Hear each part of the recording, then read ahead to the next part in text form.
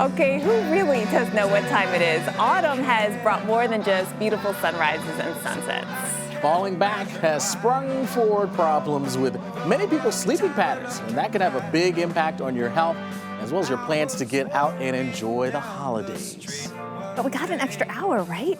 No, I Right. mean, that's the Good thing, right? When you don't sleep well, it could have long-lasting effects once you get up off the couch or, out of the bed. And that goes for adults as well as kids. Well, Dr. Nidong Vias, a board-certified pediatrician and sleep consultant, joining us now this morning. Doctor, thanks so much for joining us. We certainly appreciate it. We do this every year, in fact, twice a year. Right. Why is the time change so hard on our bodies? Thank you so much for having me. Yeah, the time change is difficult because our internal circadian rhythm, which is our internal clock, then gets shifted so that times that when we're sleepy, it times when we're sleepy and times when we're feeling rested. And light plays an essential role in setting that rhythm. So when our eyes, our retina specifically, sense that light in the morning, several chemical and hormonal reactions occur for us to feel awake. The same holds true when the sun sets and our eyes sense that light pattern and it readies us for sleep. So, however, now that we have earlier sunsets and longer nights, thus the increasing use of artificial lights, it confuses our internal clock and can lead to sleep difficulties where people are tired at bedtime but unable to fall asleep. And also, as a result, wake up feeling unrested and too early in the morning as a result of that time change.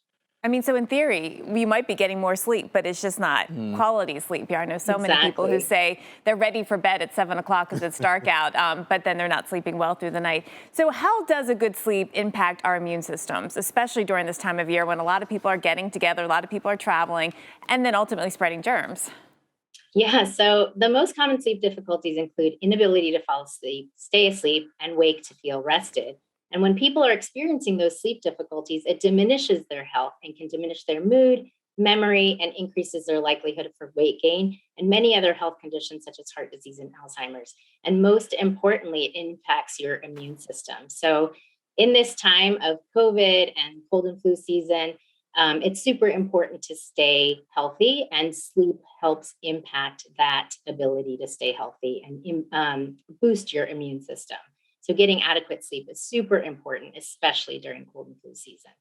Absolutely. And of course, one of the keys to really helping to get back on track is finding that regular routine. So how do we kind of work that in with the sun going down so early, but still having events and of course, work to do? Yeah, so what you want to do is help reset that circadian rhythm. And one of the ways is to limit the use of electronic devices prior to bedtime and resist turning the temptation to turn on your device right upon waking up. Because all forms of light are not interpreted the same by the retinas.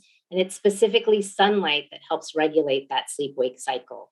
So instead of trying to get on your devices in the evening, and I know it's hard because you're trying to get work done, but in the morning, if you can wake up, take a look outside, not directly at the sun, have your eyes absorb that light, ideally with the naked eye and not through a window or with sunglasses. And a few days of consistently doing this, as well as exposing yourself to evening sunlight at sunset, will help with the circadian rhythm regulation. And so keeping people off of their devices in the evening is going to help reset that cycle and help them get to sleep on time. The bedtime routine can include turning off your devices, going in the room, reading a book, and with kids singing a song, rocking them till they're a little bit drowsy, and then putting them into the bed. With adults, reading a book, laying in bed for a few minutes, and then trying to fall asleep instead of getting on your devices. You mentioned temperature, that's just as important as avoiding too much screen time. So what is the best sleep temperature for inside our homes? 68 to 72 degrees is ideal. And it can be difficult, especially in the colder climates, because the heaters may be running, but trying to keep your room where you sleep at night a little bit cooler to help with those kind of chemical hormones to get on track and ready you for sleep. Of course, it's the time of the holidays, right, where a lot of folks are going to be traveling. So what's some good ways to kind of maintain our sleep routines while we're on the roads traveling here this holiday season?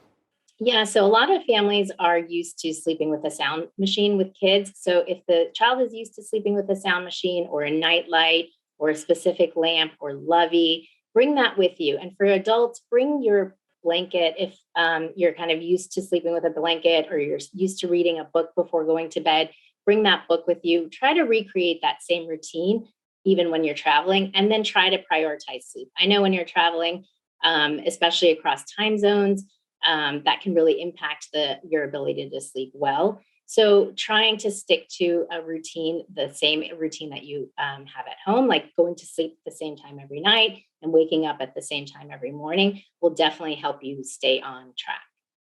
Well, thank you so much, board certified pediatrician and sleep consultant, Dr. Nilong Vyas. We appreciate your time today.